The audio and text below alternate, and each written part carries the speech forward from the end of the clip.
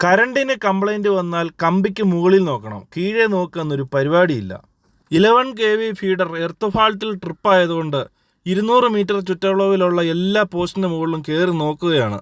പിന്നെയാണ് ആ പച്ചയായ സത്യം ഞങ്ങൾക്ക് മനസ്സിലായത്, കംപ്ലൈൻറ്റ് കീഴെ തന്നെയാണെന്ന്. രാവിലെ 10 മണിക്ക് തുടങ്ങിയ പണിയാണ്. കുഴി കുത്തി പടുത കെട്ടി ലൈറ്റ് ഇട്ട് വന്നപ്പോഴേക്കും സമയം രാത്രി 9:45. മുകളിൽ കൂടെ നീളുന്ന ലൈനുകൾക്ക് പകരമായി ഭൂമിക്കടിയിലൂടെ വലിച്ചിരിക്കുന്നതാണ് UG കേബിൾ. വൈദ്യുതി ലൈനുകൾ ഭൂമിക്കടിയിലൂടെ സ്ഥാപിക്കുന്നതിനാൽ ശക്തമായ കാറ്റ്, മഴ, മരക്കൊമ്പുകൾ ഒടിഞ്ഞു വീഴൽ തുടങ്ങിയ കാരണങ്ങളാൽ ഉണ്ടാകുന്ന വൈദ്യുതി തടസ്സങ്ങൾ ഗണ്യമായി കുറയ്ക്കുന്നു. എന്നൊക്കെയാന്ന് പറഞ്ഞാലും ഈ UG കേബിളുകൾക്ക് ഒരു പണി വന്നാൽ അത് കണ്ടെത്തി പരിഹരിക്കാൻ കാലതാമസം വരും. മുരിക്കാശ്ശേരിയിലെ പുതിയ സബ്സ്റ്റേഷനിൽ നിന്നും കേബിൾ എത്തിച്ച് ജോയിന്റ് അടിക്കുകയാണ്.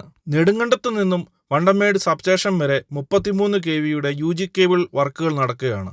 അത് വന്നാൽ തന്നെ ഇവിടുത്തെ പകുതി പ്രശ്നങ്ങളും തീരും. രാത്രി 11 മണി കഴിഞ്ഞു, നല്ല മഴയാണ്. പണി തീർന്ന് ചാർജ് ചെയ്തപ്പോഴേക്കും രാവിലെയായി.